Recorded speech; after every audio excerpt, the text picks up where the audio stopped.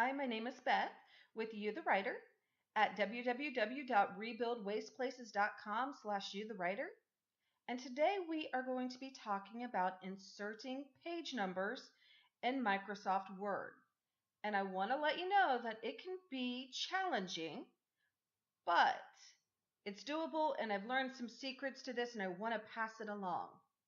So one of the first things I want to teach you about is how to just insert basic page numbers in Microsoft Word.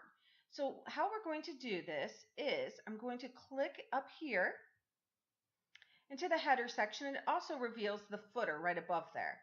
So you see that right here, we have the footer, we have header. So I like my page numbers to be on the footer. You may like them on the header, but if I were you, I would just look at professionally published books to get an idea for what they normally do and do the same, okay? Because you want your book to look as professional as possible.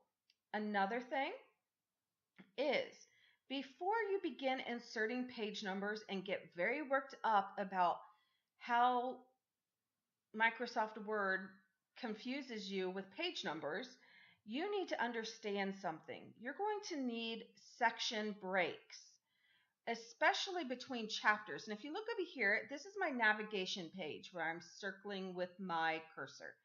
That's my navigation page. These things right here are the chapters, the fake chapters that I've just set up for you, okay? With every chapter, you're going to want a new section break. And if you're writing a book, you're going to want a section break in the front matter, most of it at least, especially on the title page. And I believe I have a title page up here. Yeah, right here. So on your title page, you're not going to want a page number here. So let me click on there. Okay, that has section 1. I can leave a page number off of section 1. However, if this right here, my next chapter, was section 1 too, then I would have a problem leaving a page number off here. I wouldn't be able to do it. So it's important that you have section breaks. Well, how do you do section breaks? Let me show you. You go up here to page layout and you hit breaks and you come here. I usually use the even page or the odd page depending on what page is next. And you can follow along on what page you're on. Down here, do you see where I'm circling? Sorry, that Internet Explorer showed up, but page 1 of 6. So this is page 1. I don't want a page number there. Let's go and insert a page number now that we understand we need section breaks and how to do it. And one of the things that I like to do in my document when it's finished is I'll go through and I'll just click on here and I'll go up here to the view screen, multiple pages, and I'll just kind of pull this bar down here, bar down, and I'll look to make sure I have different sections for everything that I need a different section for. So far, so good, because I already entered them. Okay, so I have different sections here. I am ready to enter page numbers now. So let's do that. I don't want a page number on section 1. I do on section 2. So what I'm going to do is I'm going to put my cursor right in that footer area. And let me go back over here to header and footer design. Do you see these words same as previous? I do not want that there. So I'm going to have to go up here to this word, link to previous, and click it. And then same as previous just came off, okay? Good. So now we come over here to page number. We go to format page number. This is starting with page 2, okay? So I'm going to need to click on that, start at page 2, and I'm going to hit OK. It does not enter my page number yet. I have one more step. I come up here to page number. I go to bottom of page since that's where I'm at. And I happen to prefer plain number 2, but you can choose whichever one you want there. And now let me make it bigger for you so you can see. Now you can see that I have got page 2 there. Okay? So let me go back to my multiple pages. And let's see. And right here you can tell I do not have page 1, which is perfect. However, if you would not have done sections, you would be struggling with that, and like I did in the beginning before I figured this out. Okay, so now, because section 3 right now is linked to same as previous, I've got page 3, page 4, page 5, page 6. But what if I didn't want them linked? What if this page right here needed to start on another page number? And I would have put a blank page in between there, or however it would have worked. But the fact is, what if I wanted it to start as a different page? All I would have to do is come back over here, unclick link to previous. It still leaves a page number there, but you can just go in to page number, format it, and make sure that is not clicked. Hit start at, and say I wanted to start that at page 5. And obviously I'm going to start it with something that makes sense, but I'm just showing you how you can change that. So right here, that's page 5, and here was page 2.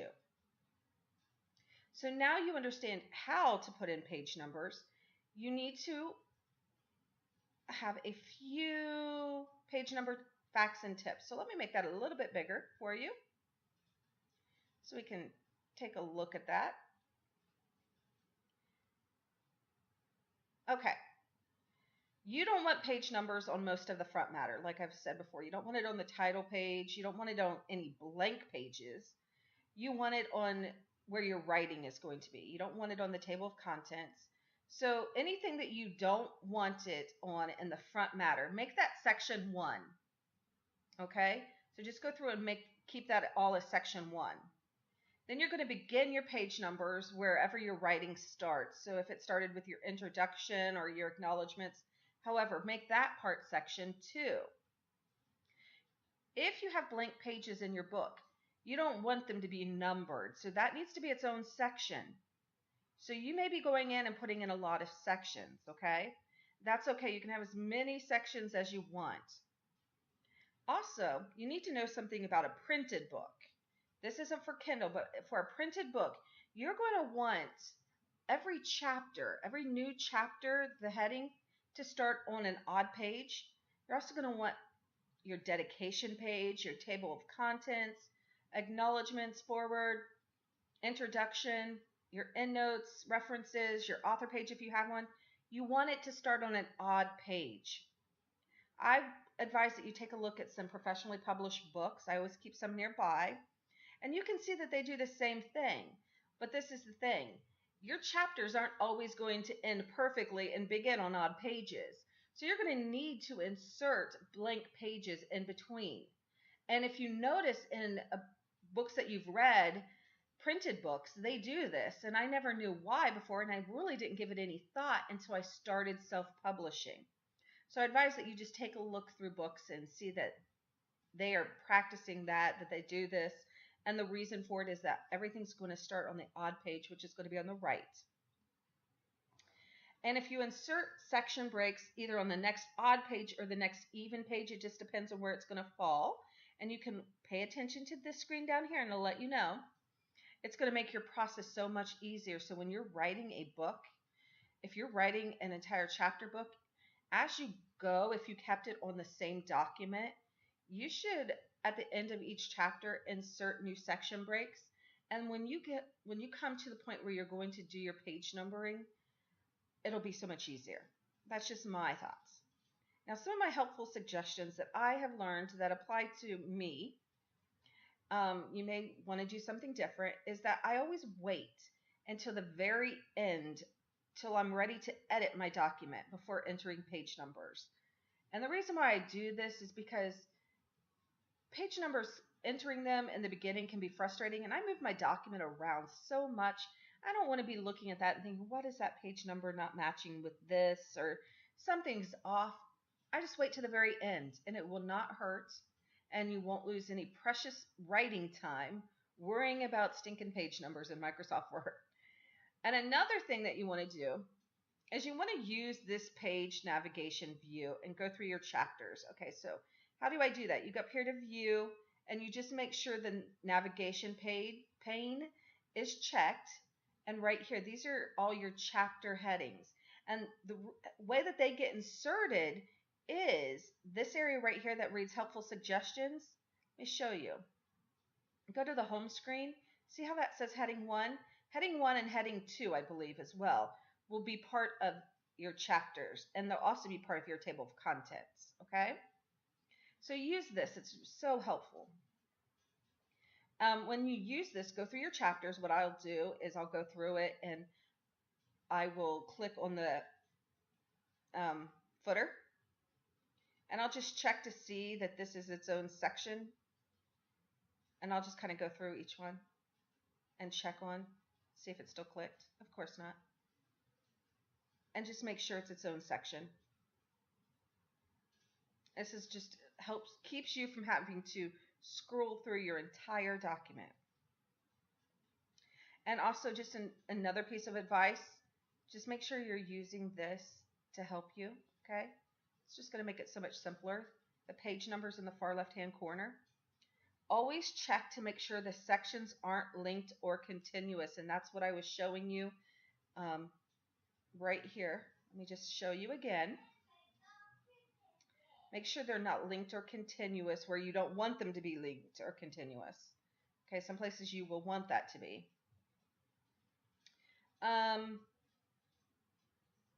Once again, no page numbers on blank pages.